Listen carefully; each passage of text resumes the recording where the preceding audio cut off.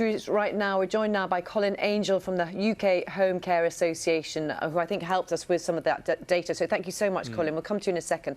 Also, Pat Sharman, who receives care at home, is joined by one of her carers, Emily Skinner. Morning to everybody. Thank you very much indeed for joining us. Pat, if I can just talk, we can see Emily clearly has PPE. Pat, just give us an idea of how important having Emily come into your home and help look after you. How important is that for you? It's very important because I've had a stroke and I can do very little for myself. So I totally depend on them for my meals and to do my washing and to get me up in the morning and put me to bed. So I would be totally lost. I don't know what I would do without them. And you're not alone in that. Emily, we can see quite clearly that you have got PPE. So how does that affect the way that you're going about your job? Because, it's quite something to see you with it all on, actually. It is very different to normal. I mean, we are facing certain, challenges. We've got people who are hard of hearing that would normally lip read, and we're wearing masks, and it's so difficult to communicate with them. We have social calls where we would go in and we would sit down and have a coffee with someone, and we can't sort of have the same social interaction at the moment. However, obviously, this PPE is needed. It's very, very important, and I'm grateful at the moment that we have got it. But I mean, without a doubt, we all fear that. Are we still going to be able to get it? How long is this going to go on for? At the moment, Emily, give us an idea of what sort of supply of PPE you have, because we're hearing those concerns about it potentially running out. Are you wearing everything that you need to be wearing at the moment, for example?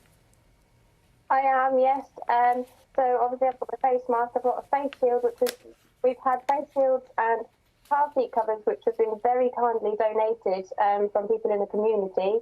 The car seat covers in particular are very, very useful for the double assist calls. Obviously, we travel around together with the people that work in double assist, and they're fully in PPE even when they're in the car, because of course they're together. So the car seat covers are very helpful for that. We've got aprons, gloves, and shoe covers. However, we're trying to get some more in. Of course, we're using it more than we normally would at the moment. But, usually sitting next to Pat here, would have a cup of coffee. We wouldn't be wearing all of this PPE, but in the circumstances needed, and we are getting through a lot. Colin Angel, let's just pick up some of those thoughts with you. So there are real concerns amongst some of your members, aren't there, about the availability of PPE and how that's going to affect, their ongoing business? There certainly are, and I think it's every home care provider in the country is really struggling to get a sure supply of PPE and having enough to be confident that they can continue providing care services across sometimes even days, if not just a few weeks. And it's a real stress. I have a provider who was telling me he was spending 90% of his time trying to phone round and get PPE delivered. That means he's looking for PPE rather than being able to run the rest of his service. And that's a huge problem. And the levels of stress it's creating both for providers delivering care and their frontline care workers is really high. And Colin, what about the budget implications as well? Because we're hearing all sorts of stories about what was a 9p mask becoming a £1 mask and even more. That's absolutely right. So we're seeing home care providers having to use personal protective equipment that they've never needed before, and face masks and visors aren't usually necessary in home care. And now we're using them for virtually every contact that we have with somebody. The prices are increasing. The amount of PPE needed to deliver care services safely has shot up in a month or so.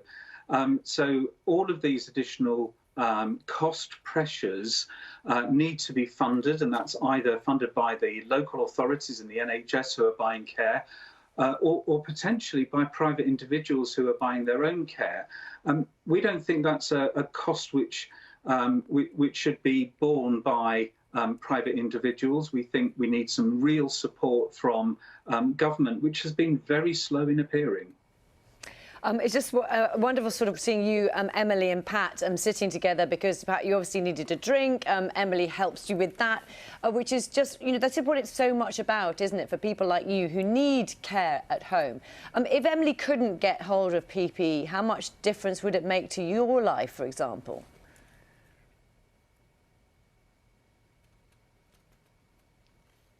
Shall I do that again, Pat? Oh, sorry, were you talking to me? Yeah, I was. I wanted to just ask you, Pat, sorry, if Emily couldn't get hold of PPE, for example, might not be able to come to your home, how much difference would that make to your life? Well, I don't know how I would manage without her, because I haven't got anybody to sort of come in and get my meals for me.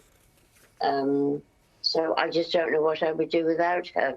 And the personal care and things as well. Yes, and the personal care, getting to the toilet, that kind of thing. Emily, it's really clear, you know, you make a massive difference to people's lives, and the way that they are able to, you know, look after themselves and all the rest of it. I mean, you must feel a big responsibility as well. Well, yeah. But I take pride in what I do. Just the whole, you know, part of the job. And yeah, it's lovely to see. I would. Sorry, Pat, carry on. Sorry. I would miss, you know, the company, and they're so cheery, and you know, they make me feel better, because you know it can be very depressing just sitting here on your own all the time, and I look forward to them coming in to the company as well. I think that's really important, Pat, isn't it? Because, you know, Emily is obviously one of thousands of people who are doing this job all over the United Kingdom. I'm sure there'll be people watching this now who feel exactly the same way that you feel. I think sometimes maybe we do this incorrectly. We talk a lot about numbers and about testing, and actually it's about people, it's about individuals, and Emily is essential to keep you going. She is, yes, and you know, the rest of the carers who come in, and they're all the same. They're always very happy. They always make me feel good. So I would be totally lost without them. And Colin, just... And I do worry about them, because in a way they are on the front line. They don't know what they're coming into every day. You make a very good point there, Pat. Just briefly, Colin, as well, because, you know, Pat is not alone in this. There are many, many people whose, you know, their happiness, their health are absolutely dependent upon carers. How worried are you? So you're absolutely right, and you know, Emily's doing a fantastic job. Pat's relying on the support that she receives. Really worried, and there are some really important things that we need to happen. We need to get money coming to the frontline care providers. We need to recognise the huge increase in costs and sort out the supply of PPE so that Pat and Emily can carry on working together and receiving support. Colin, thank you very much. Pat and Emily, thank you very much indeed as well. And I see you also you seem to have a lovely friendship. Thank you.